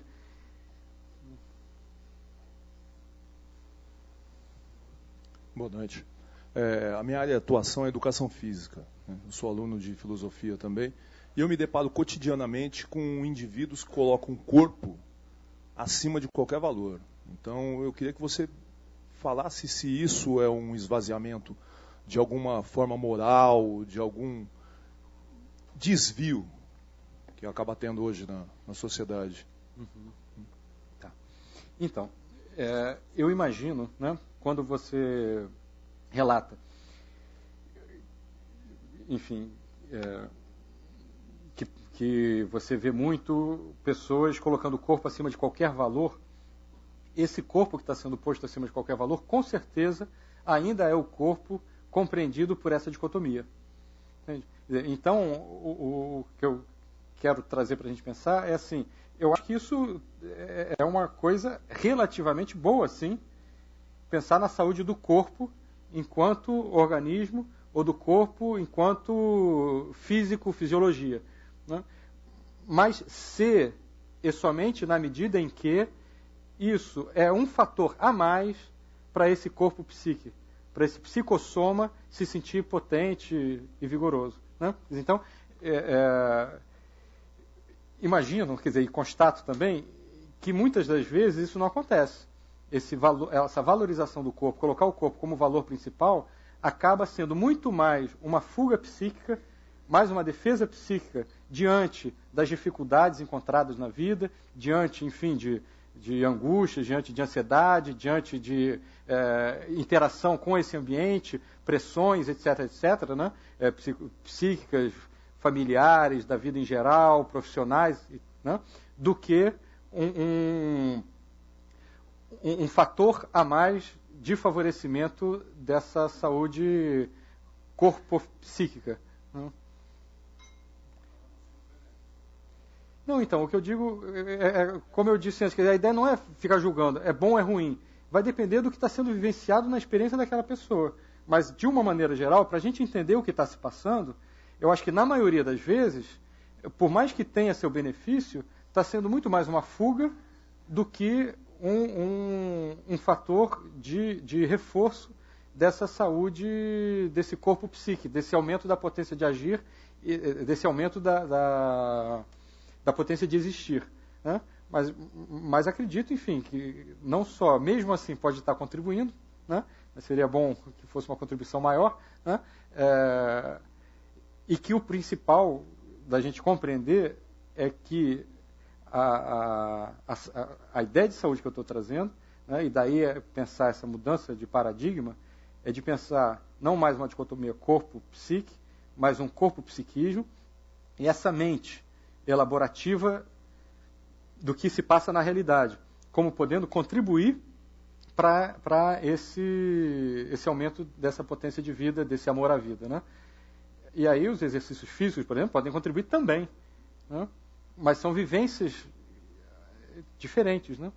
Então, eu acho que a ideia é entender essa diferença, né? E aí, enfim, cada um é que sabe o que pode e o que deseja, né, para si próprio. Como eu coloquei no texto de abertura, né, do módulo, né, que corpo queremos, que saúde queremos. Aí quando eu digo isso, é antes de mais nada em relação ao próprio indivíduo, e claro, em termos coletivos, mas não mais em termos coletivos, assim, como uma grande campanha de militarização, agora todos vamos nos adequar a essa nova norma. Mas não é isso. Né? Essa nova norma seria de uma nova normalização e não de um aumento dessa capacidade normativa singular.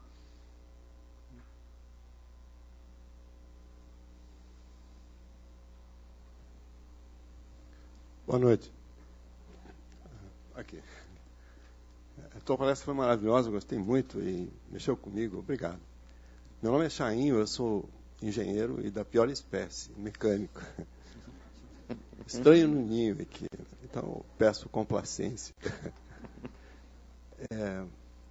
Essa ideia da dicotomia, homem, corpo, alma, cultura, natureza, traço cultural muito marcado na nossa cultura toda, mas será que a gente não conseguiria, quer dizer, apagar um pouco dessa coisa tão marcante, quer dizer, recorrendo à cultura de outros povos, como os orientais, por exemplo, que sempre pensaram o homem como uma coisa única e souberam, a partir dessa ideia, desenvolver tantas artes cavalheirescas que a gente tanto admira, que tanto nos surpreende, né?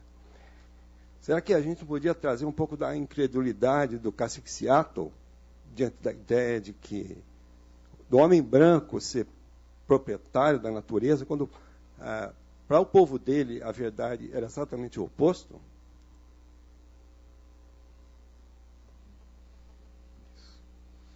Então, isso me faz pensar duas coisas, né? Uma em relação à engenharia mecânica. Eu, enfim, tenho conhecidos, né, que são totalmente pró-ciências humanas, né, e o que me passa pela cabeça, e às vezes eu digo, é assim, olha só, a gente está em que andar? Se não existisse engenharia, a gente não ia estar aqui. A nossa confiança no mundo, para falar em termos psicológicos, psíquicos, bem fundamentais, né, depende de todas essas áreas e da ciência. Né? Então, é fundamental, não só para a vida prática, como para a vida psíquica. Eu poder estar, sei lá, no terceiro andar, sem ficar com medo de que o chão vai desabar. Né? Então, eu acho que esse meu comentário já vai no sentido de uma não dicotomia, né, do físico e do psíquico. Né? Portanto, o que eu vejo é justamente que, infelizmente, ainda é comum a gente confundir, e talvez, sobretudo, engenheiros, daí eu imagino o seu comentário, né, confundir ciência com cientificismo. Porque o cientificismo, quando a gente põe o ismo, ele está caracterizando o quê? Uma crença, uma crença, vamos exagerar nas tintas, uma crendice na ciência como dizendo a verdade. Só que achar que a ciência diz a verdade, isso é uma crença, o contrário do que é a ciência. Então, transformar a ciência numa nova ideologia, numa nova verdade, uma nova religião, como o cientificismo faz, e em geral, né, a gente encontra alguns engenheiros e outros cientistas que vão nesse sentido, é contraditório, porque isso é contrário à ciência. Né? Então, a ciência é um instrumental extremamente útil, positivo, bem-vindo.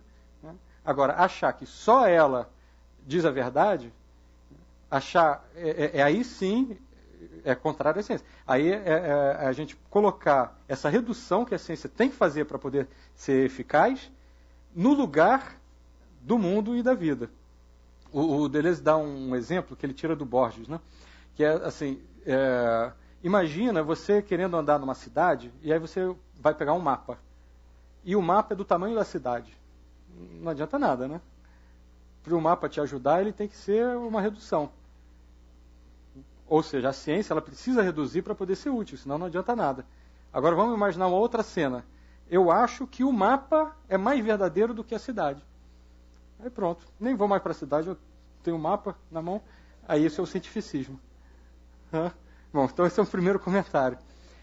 Um outro comentário, né, em relação assim, poxa, apagar um pouco, né, isso dessa oposição natureza-cultura, concordo plenamente, né, assim, espero, né, poder sempre contribuir para isso e acho que é algo totalmente factível, viável e, como eu respondi na outra questão, extremamente contemporâneo, pertinente ao nosso tempo, né, pensar isso. E quanto a trazer aportes do orientalismo ou das culturas orientais, eu acho interessante, né? Agora, mais do que isso, eu acho que o mais importante do que isso seja com esses aportes dessas outras culturas, seja com aportes que vêm do próprio Ocidente. Esses autores que eu trouxe são todos ocidentais. Spinoza, um racionalista, né, do século XVII, o Nietzsche, o Winnicott, Canguilhem, né, seja de uma forma ou de outra, mas todas os aportes são evidentemente bem-vindos. O mais importante, eu acho que é pensar isso no sentido, pensar isso para a nossa vida, tanto individual quanto coletiva. O que eu acho que é menos interessante, ou eu diria até pouco interessante, ou talvez nada interessante não, já é alguma coisa, mas realmente muito pouco interessante, é usar o orientalismo, por exemplo, como uma transgressão, um cano de escape, assim, não, na minha vida ou na minha sociedade, paciência, eu sou ocidental, ou tenho que seguir o cientificismo, ou tenho que manter a dicotomia corpo e mente, mas aí eu tenho aquela janela para viver uma experiência de outra ordem. Não, isso é importante, ok, mas eu acho que muito mais importante e viável e totalmente da ordem do dia e possível e simples é a gente trazer esse novo paradigma para a nossa vida, antes de mais nada, individual, né? E dentro do possível, coletiva e social também. André, gostaria de te fazer uma pergunta. Dentro desse conceito que você falou de mapa mental, né? Como você criaria essa potência de agir no indivíduo que te procura e ele tem depressão ou então é dependente de drogas? Como praticamente aconteceria essa... Isso. Que dicas você daria para claro. ele poder criar essa potência de agir? Claro. Então, primeiro comentário, né? Assim, me parece que não só, como a gente viu no vídeo do módulo, né? Anorexia, bulimia, vigorexia, são sintomáticos desse culto e dessa busca de uma saúde perfeita, de um corpo ideal, de uma felicidade perfeita, de um mundo sem dor, sem sofrimento, etc, etc. Não só, mas a depressão também. Não só a depressão, como doenças degenerativas, né, também ligado ao vídeo, obesidade, e doenças degenerativas de modo geral. Né? Essas doenças, elas são ditas também doenças de civilização. Olha que bandeiroso, né? Assim, que significativo. Por quê? Porque dentro dessa pressão contemporânea e do estabelecimento desses novos padrões ideais inatingíveis, né, é mais do que compreensível, isso como um quadro geral, né, que um dos resultados disso seja um aumento de casos de depressão. A depressão, ela, claro, tem que ver o caso a caso, né, mas de uma maneira geral, ela está expressando, ainda que seja a partir de dificuldades na maternagem, né, ela está expressando uma dificuldade ou uma falta de confiança interna, né, na própria expressão dessa potência. Né? Então, esse é um primeiro ponto para a gente pensar. Pensar em melhorar a questão da depressão, quer dizer, né, em combater a depressão, antes de mais nada é preciso entender que ela própria já significa, já é expressão de uma falta de expressão, de uma dificuldade de se sentir ativo, de se sentir singular, de se autorizar a ser singular. Né? Bom, então, primeiro ponto que eu acho é que, em relação, digamos, já daqui para frente, né, assim, isso se deve à relação mãe-bebê, com certeza, mas de uma maneira mais geral da sociedade, isso se deve aos vários obstáculos que essa mente dissociada do corpo psique, né, essa mente inventa. Por exemplo, dogmas dos mais variados, religiosos ou outros, a moral de uma maneira geral, toda essa tentativa de normatizar, né, contrariamente à capacidade normativa do indivíduo, né, de fazer o indivíduo se enquadrar, de fazer com que ele se submeta a algo, sem que seja de uma maneira criativa, sem que ele sinta aceito nisso e criando de alguma forma, né, transformando a sociedade, isso tudo vai contribuir para que a pessoa deprima. Né? Bom, em relação dada a depressão, né, em relação a uma cura, um tratamento, um horizonte de cura, né, eu diria assim que se a pessoa está viva, o Spinoza chama de conatos, né, a potência de vida dela está existindo. Né? Então, o que há a se fazer é um reforço disso. E, bom, de maneira geral, fica difícil pensar nisso, mas com certeza é um reforço disso. Né? O que eu penso, assim, a psicoterapias, né, com certeza tem um papel fundamental. Aí, no meu caso, eu penso favoravelmente à psicanálise em particular, né, mas vamos colocar de uma maneira geral, de contribuição para isso. Né? Aí é claro que dentro da própria psicanálise existe tanta teoria, né? E às vezes a teoria estranhamente vai contra isso, é estranho. Né? Mas se a gente pensar, seja a psicanálise, seja a psicoterapia de uma forma geral, como uma ajuda de um profissional que está ali tentando justamente buscar, ainda que seja essa nesguinha, né? Ou quanto que há ali de potência de vida, de vontade de potência, para usar o termo de Nietzsche, né? É por aí que a pessoa vai poder cada vez mais, né, sair desse estado, né, dessa situação. Uma última palavrinha em relação às drogas. Né? ainda dentro desse mesmo quadro, as drogas elas sempre vêm como uma fuga. Então, elas estão ligadas, num primeiro momento, a um prazer, mas a um prazer que se confunde com uma fuga de um desprazer. Só que todo desprazer, para que possa gerar uma fuga que se torna um vício, né, esse desprazer ele está sendo um desprazer num certo sentido generalizado. Um desprazer em relação à própria existência. Né? Então, as drogas, quando se tornam um vício, é sempre, inevitavelmente, porque existe um sentimento de futilidade da vida que encontra um lenitivo, né, que é a palavra culta para dizer isso, uma maneira de se anestesiar, né, e de esquecimento daquela fonte de desprazer. Né?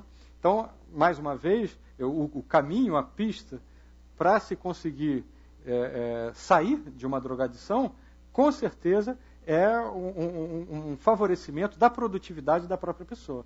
Ela se sentir criativa, ativa, produtiva, que aí ela vai encontrar o prazer que ela não encontrou na sociedade ou na vida, de modo geral, e nem nas drogas, porque as drogas estão sendo só um paliativo, né, de esquecimento, de fuga, aí ela vai começar a encontrar nela própria.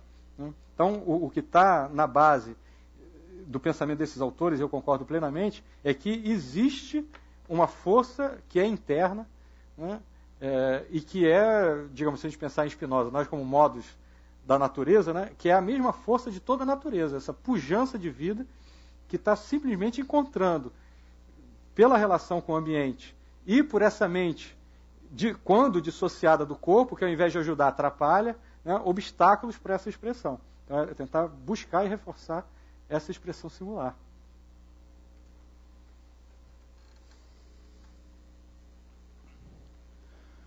Boa noite, André. Sou Felipe, editor do site da CPFL Cultura. Essa palestra está sendo transmitida agora, ao vivo, pelo nosso site, né? E tem só uma pequena seleção de cidades que te acompanham agora: Niterói, São Lourenço, Passo Fundo, São Paulo, muita gente do Rio de Janeiro, Rio Claro, Fortaleza, Itapetininga, Catanduva, Campinas, até Paris, na França, estão te acompanhando agora. E o professor Neyman Emery também está te acompanhando ao vivo. E a pergunta que foi selecionada foi do Luiz Lessa. Ele foi um ex-aluno seu no programa de pós-graduação em saúde coletiva na UFRJ em 2006. Ele te pergunta, na qualidade de professor, que ele também é professor, né? Como André Martins pensa a educação na área de saúde? Esse debate é tão importante, mas ainda muito distante dos alunos de graduação. As escolas são cada vez mais tecnicistas. Ele quer saber sua opinião sobre esse assunto. Ok. Bom, então, boa noite, Luiz. É uma grande questão, né? Até na Faculdade de Medicina da UFRJ está havendo, nesse momento, né, um grande debate de um programa de educação em saúde. Quer dizer, a educação na formação médica da UFRJ está sendo repensada, liderado de maneira brilhante pelo Sérgio Aidarf, né? Não sei se estou pronunciando bem o sobrenome dele, não sei se ele está também acompanhando. Né? Eu acho fundamental. A dificuldade maior, apesar, né, enfim, não sei se a palavra certa é apesar do desejo de grande parte dos médicos, talvez mais, né, do que apareça, em pensar essa humanização, essa ética, é que ainda existe culturalmente uma preocupação que nenhuma informação técnica falte ao aluno. Né? Isso para pensar na questão do médico, né, da formação do médico. Bom, como ainda mais, né, com o nível de especialização atual, né, essas informações são muito numerosas. Né? Então, às vezes, apesar do desejo de humanização e de ética na formação do médico, quase que falta espaço cronológico para se pensar isso que eu estou propondo, algo nesse sentido. Mas eu considero que seja fundamental, né? Não sei quantos dos colegas lá da faculdade estão assistindo e quantos vão se convencer por esse discurso, né? Mas eu acredito, então, primeiro ponto, que isso deveria ser, por exemplo, uma disciplina obrigatória logo no primeiro e segundo período. Por quê? Porque o jovem que vem do vestibular para fazer medicina, em grande parte esses jovens vêm por idealismo, porque querem, porque têm algum tipo de vontade de vocação, de desejo, de devoção no sentido da saúde, e ao longo da formação, apesar, supondo, né, boas intenções, que eu acredito que há da parte dos professores, como esse paradigma ainda é o paradigma mecanicista, esses ideais vão se dissolvendo, né? Então, eu acho que isso poderia, e talvez até deveria, fazer parte das disciplinas de primeiro e segundo período. Um segundo problema, infelizmente é preciso abordá-lo, né, ou mencioná-lo, é que a própria filosofia, muitas das vezes, está fechada também na sua disciplinaridade, dentro desse mesmo paradigma tecnicista, né? Digamos, existe uma tecnicidade da filosofia que tem também a sua utilidade, enfim, os seus aspectos positivos, mas que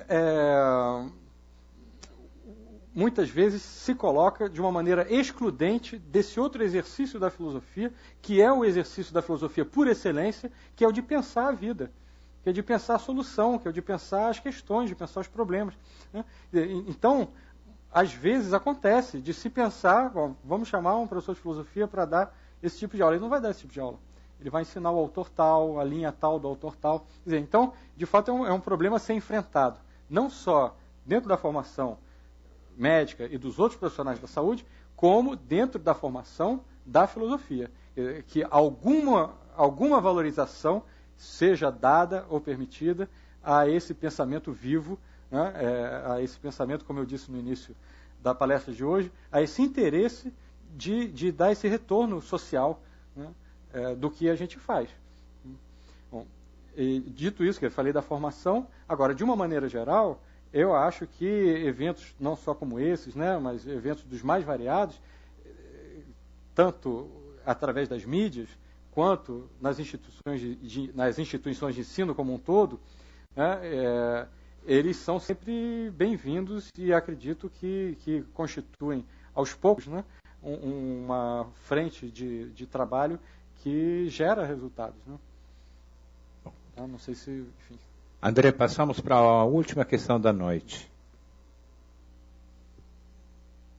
Boa noite, André. Eu sou educadora física e trabalho com terapias corporais. Gostaria de perguntar para você o que você acha da adoração e, ao mesmo tempo, do preconceito que existe em relação às terapias corporais. O meu trabalho é baseado na anatomia emocional, do Stanley Kellyman, do Ivaldo Bertazzo, reeducação do movimento e de cadeias musculares, do método GDS, né? Que são abordagens psicossomáticas. Então, como que você vê hoje as terapias corporais? Tanto o preconceito quanto as adorações. Então, a própria pergunta já mostra, né, assim, que o preconceito e a adoração vão juntos, né? Eu, assim, pessoalmente, eu particularmente tenho toda a simpatia. Por exemplo, orientei uma dissertação de mestrado em saúde coletiva sobre o método Angel Viana, né, de terapia corporal ligado à dança, né, que é um pouco sincrético, né, de o método Alexander, Eutonia e outros, né? E eu vejo com toda a simpatia, né? E eu acredito, assim, que o preconceito, em parte, talvez se dê, ou certamente se dá, justamente por esse tipo de terapia não se adequar aos parâmetros cientificistas de medida de eficácia, né? É um pouco analogamente, assim, o preconceito, por exemplo, que a homeopatia sofre, né? Porque não é que não haja eficácia, nem que essa eficácia não possa ser medida, mas é que ela não pode ser medida pelos parâmetros de mesura da cientificista, né? Que é mecanicista, organicista, né? Então, eu acho que esses preconceitos que você está, né, relatando encontrar, com certeza eles fazem parte desse momento de transformação, né? E ainda dessa herança de se pensar a ciência de uma maneira demasiadamente estrita. Bom, Enquanto a adoração, enfim, eu diria, a princípio, né, pelo menos como ideia inicial, que talvez seja uma reação a esse preconceito, né? Uma tentativa de valorização, talvez, enfim, de supervalorização, né, de um aspecto. Né? O que me vem à cabeça é sempre a questão que eu falei em relação à saúde, dela ser multiprofissional. Né? O que me vem à mente, se a gente pensar no indivíduo, enfim, todos esses aportes que possam tornar o corpo, esse corpo psíquico, né, mais potente, eles serão sempre bem-vindos. Né? Tá bom? Bom, Giancarlo... Sim. Eu gostaria de lembrar a todos vocês que nós teremos na próxima, vejam bem, dia 11 de junho, nós teremos um novo módulo chamado Indivíduo, Esporte, Mitos e Verdades sobre Atividade Física, com curadoria de Osmar de Oliveira, que acredito todos vocês conheçam, né? Ele é um médico, ao mesmo tempo é um apresentador de programas na TV. E o tema da primeira palestra será Mitos e Verdades sobre Atividade Física, pelo próprio curador. Além desse módulo que vai se iniciar no dia 11 de junho, nós teremos na próxima terça-feira, dia 1º de maio, um novo módulo também baseado em Foucault, Deleuze e Derrida, frente à crise. Praticamente é um anticlímax das sociedades contemporâneas, que é o novo módulo com curadoria da professora Scarlett Martin. E nós teremos o privilégio de ter alguns grandes palestrantes que vêm da França, especialmente para esse evento. E a primeira delas será Elisabeth Roudinesco, com o tema Foucault, Deleuze e Derrida, Pensamento Rebelde e Heranças Cruzadas.